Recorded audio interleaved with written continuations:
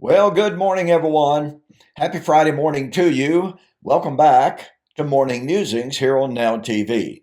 My name is Don K. Preston. I'm the president of Preterist Research Institute of Ardmore, Oklahoma, and I really appreciate you being with me. Folks, can you believe it's already September the 1st? Where in the world has this year gone?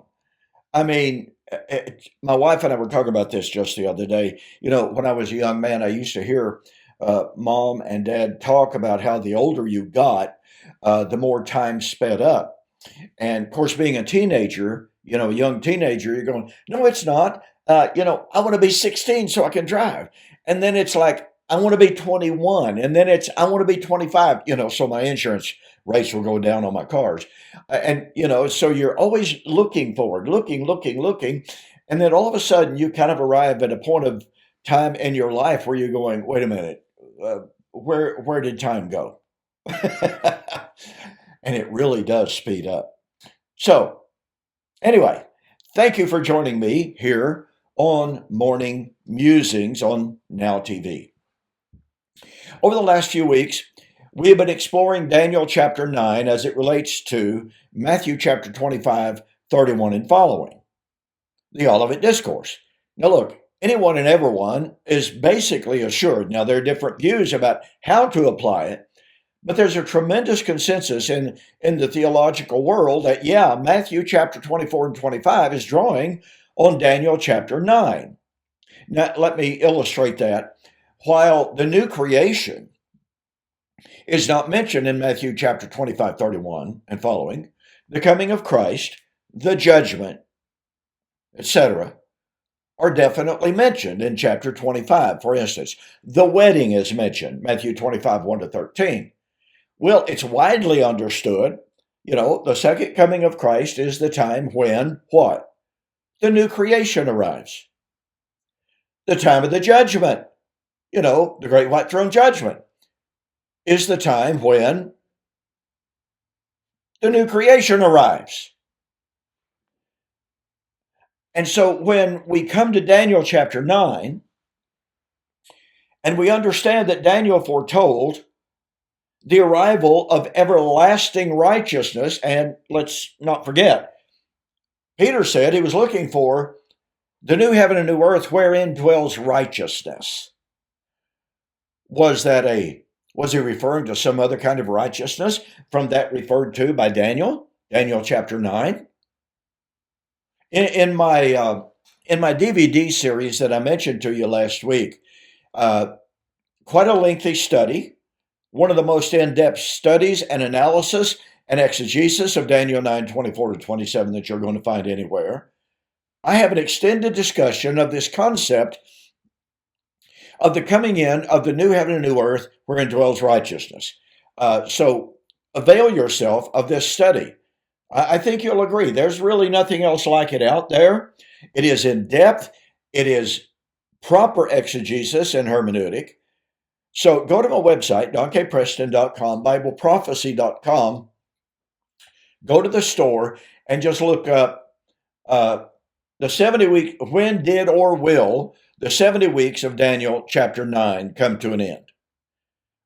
It's available DVD, it's available MP3, it is even available for download off of my website, which of course, but it would be yours, obviously. So again, please avail yourself of that. I think you'll be glad for doing so. So we have been developing the fact, that at the appointed time of the end, eschatology, God's promises of the end of the age, the judgment, the parousia, the resurrection, the new creation. At the appointed time of the end, all of those things would be fulfilled. Daniel, more than any other Old Testament prophetic book, sets for us the time of the end, the appointed time. As I've shared with you before, Daniel 2, the fourth in the days of the fourth empire, God of heaven shall set up a kingdom that shall never be destroyed. Daniel 7, same prophecy, in the days of the fourth kingdom. Little horn would arise, persecute the saints, be destroyed at the coming of the Lord. Again, in the days of the Fourth Empire. That's the Roman Empire. Daniel chapter 9, the 70 weeks. Daniel chapter 12, the time of the end, the time of the abomination of desolation, the time of the great tribulation, the time of the kingdom, at the time when the power of the holy people would be completely shattered.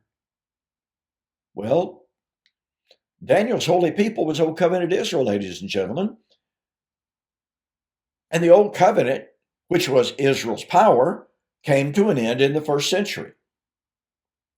Thus, we have Daniel with 4 major prophecies setting the determined time, the appointed time of the end.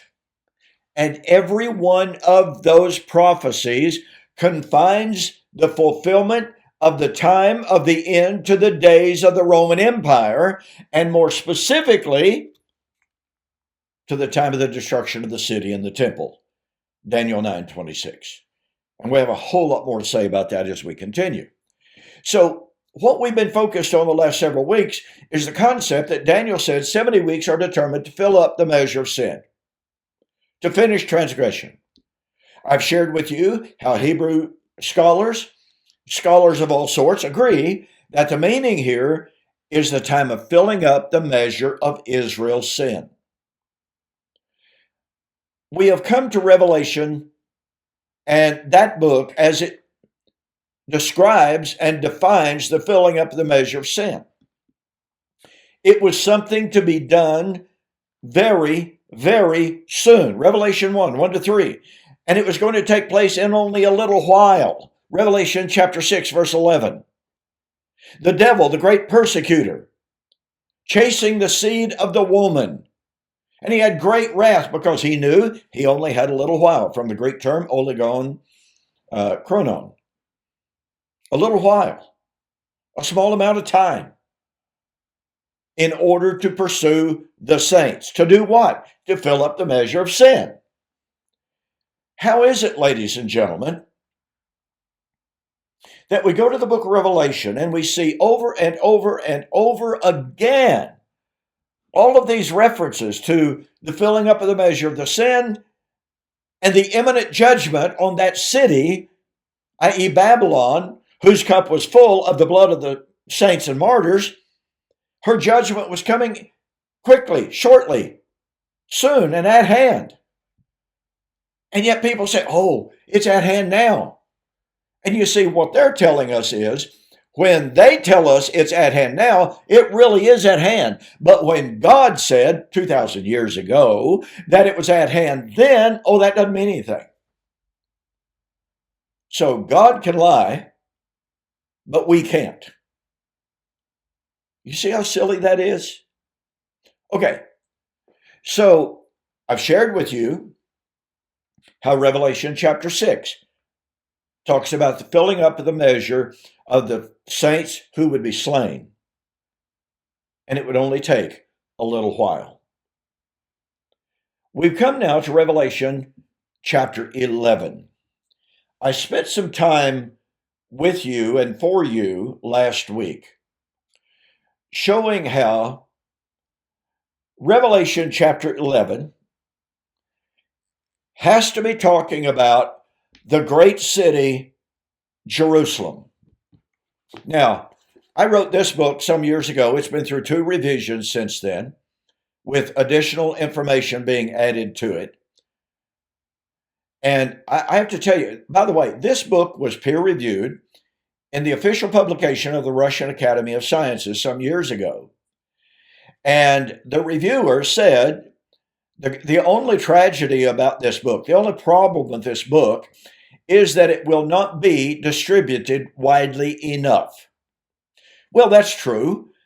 Even though it's sold literally thousands of copies, it needs to be distributed even more to bring clarity to our understanding of the identity of Babylon in Revelation. Why is that important, ladies and gentlemen? Well, as I pointed out last week, if we misidentify Babylon of Revelation, our eschatology is doomed to be wrong.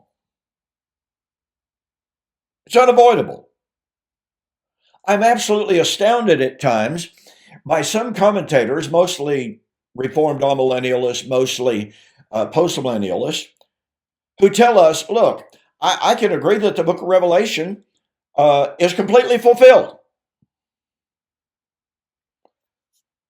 But that doesn't mean all eschatology is fulfilled. Really?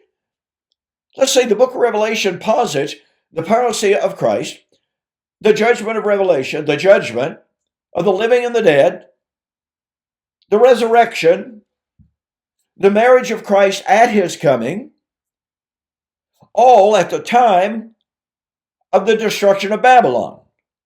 So you're telling me that a person can admit that the entirety of the book of Revelation is fulfilled, but it doesn't mean they can't still be a futurist. Sorry, folks, that will not fly.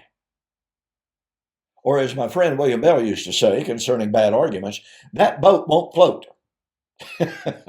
All right, let's continue with our examination of Revelation chapter 11 and verse 8. And before getting there, let's go back to Revelation chapter 11.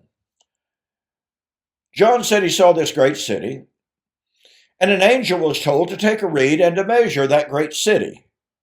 That meant to measure it for destruction.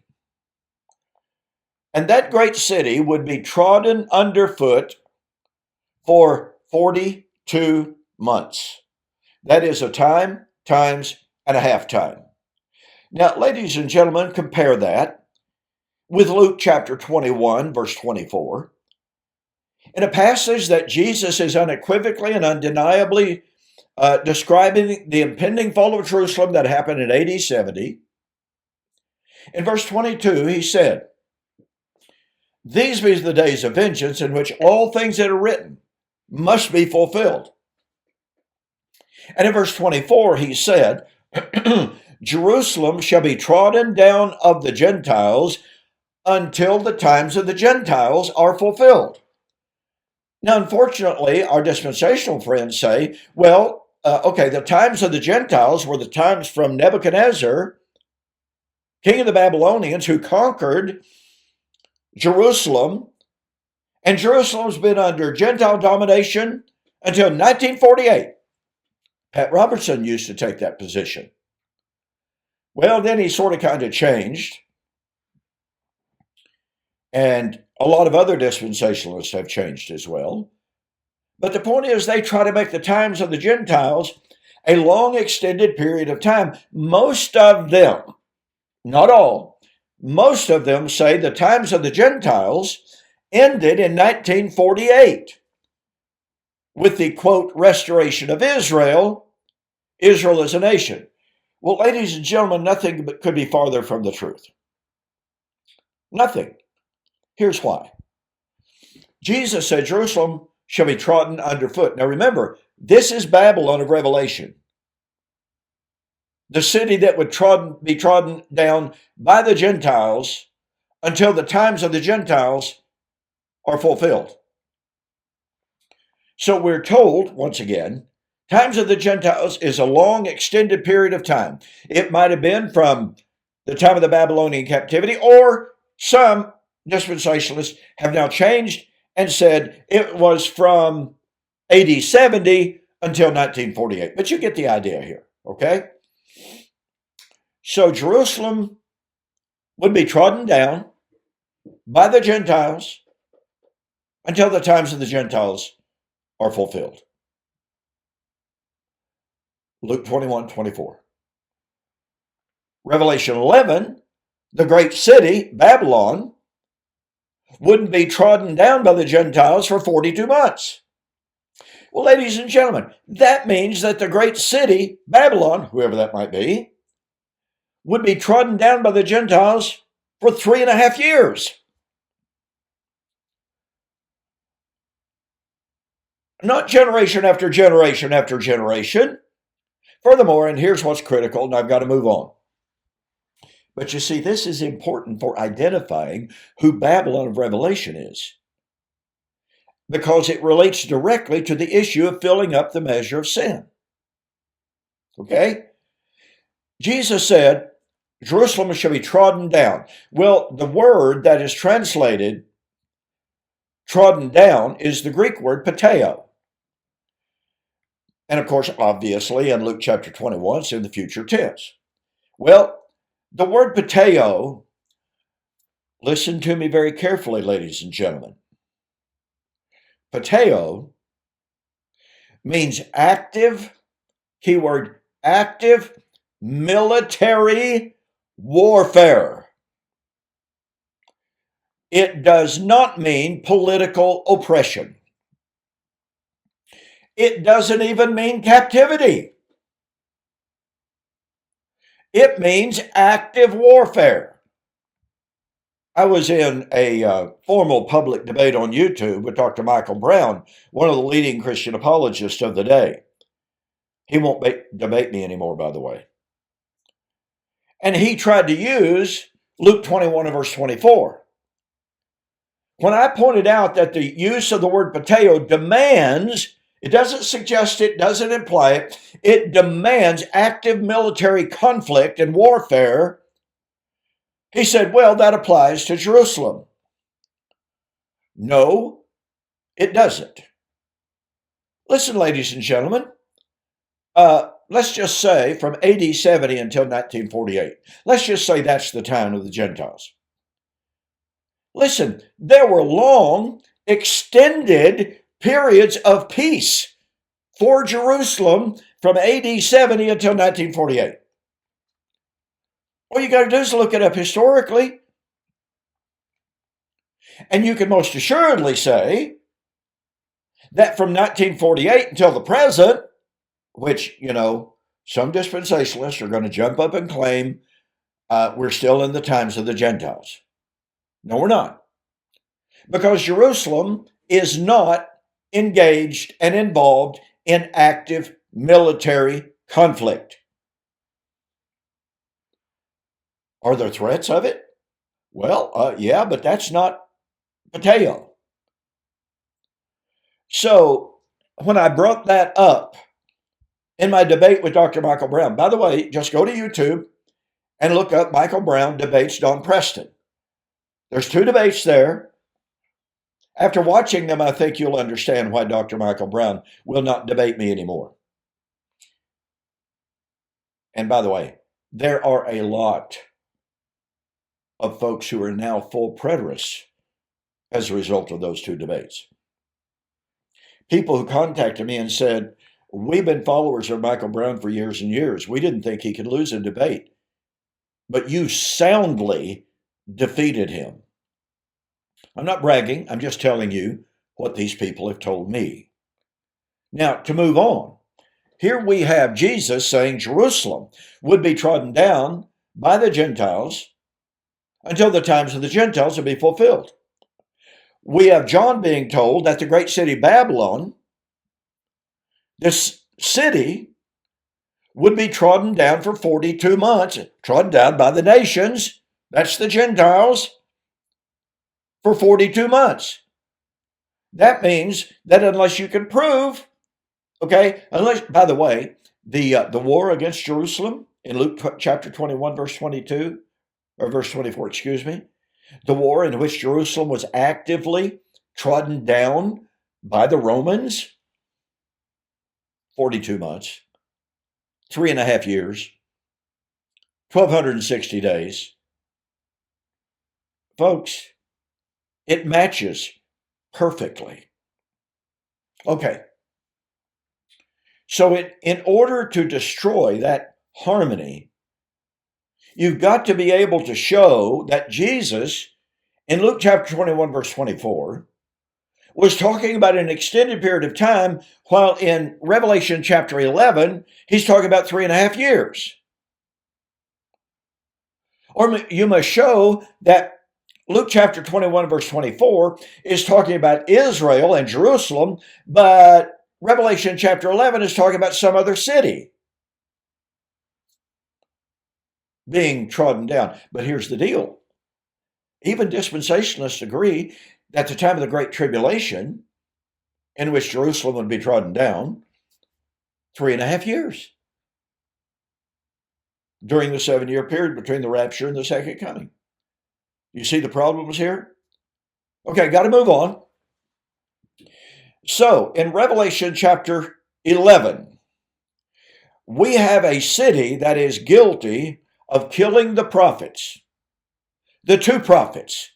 They prophesy what? For 42 months. They are able to call down fire from heaven. They're able to cause it to rain or to stop raining. The beast that arises out of the abyss slays them, and their bodies lie in the street of the city, which is where our Lord was crucified. Now look, folks, please, go back and watch last week's program. I'm not going to take the time to go over it again. Jesus was not crucified anywhere except at Jerusalem, not within the walls. No, I didn't say that. He was crucified at Jerusalem. Secondly, it is a city spiritually called. Now, you have to understand, it's the city spiritually called Sodom and Egypt. It is also where the Lord is slain. That is, by the agreement of virtually all scholars, that's the interpretive phrase, where also our Lord was crucified. By the way, if you want to do a really, really fascinating study on where was Jesus crucified, get the book by Ernest Martin, The Mysteries of Golgotha. Book about that big, easy reading, though. Ernest Martin was a tremendous scholar. He does some of the finest research into the issue of where was Jesus crucified, i.e. being outside the gates, that I've ever read. Absolutely wonderful. So once again, The Mysteries of Golgotha by Ernest Martin. Okay, so we have the interpretive phrase that tells us this great city that was going to be trodden down to the Gentiles for 42 months. We're being told that it is spiritually designated as Sodom. Now, look, I want you to catch the power of what I am about to share with you. This is incredible. When I was doing the research for this book, and actually I'd done a lot of research before writing this book, obviously, I discovered an amazing fact. Listen to me very, very carefully. The only city in all of the Bible that is ever spiritually designated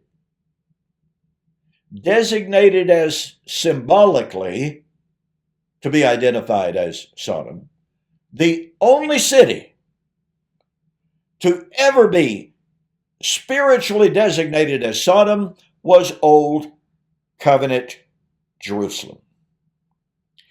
Now, I don't know about you folks, but that carries a lot of weight with me. Because what that tells me is, if I'm going to try to identify the great city of Revelation chapter 11 as some city other than where also the Lord was crucified, and if I'm going to attempt to identify the city that was full of the blood of the martyrs, if I'm going to try to identify this city of Babylon, spiritually designated as Babylon, as some city other than Jerusalem that ever killed an Old Testament prophet, which you cannot do, if I'm going to identify Babylon, the great city, as some city other than Jerusalem that killed the apostles and prophets of Jesus, then I've got to be able to prove also that some other city than Jerusalem was also called Sodom. Spiritually designated as Sodom. In Deuteronomy chapter 32, and here's something you've got to understand. Deuteronomy 32 is a prophecy of Israel's last days. Moses was being given a prophecy of what would happen after many generations to come. Deuteronomy 32, 5-7.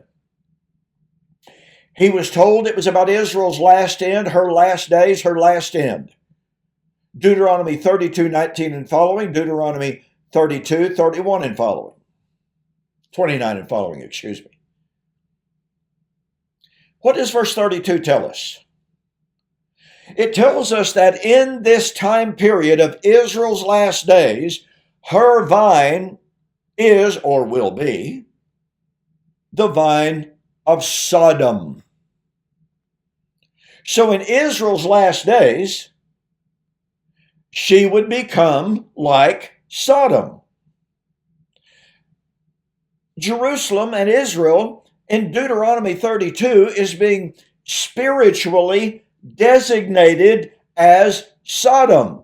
Now, here's a challenge for you folks. Once again, if you're going to identify some other city in the Bible as spiritually designated as Sodom, please send me your evidence. Okay? Post it on YouTube. Send me an email and say, Don, look, here's proof that some other city other than Jerusalem was spiritually designated as Sodom. And oh, by the way, it also proves that Babylon is not where the Lord was crucified. Okay? You're going to have that evidence, ladies and gentlemen.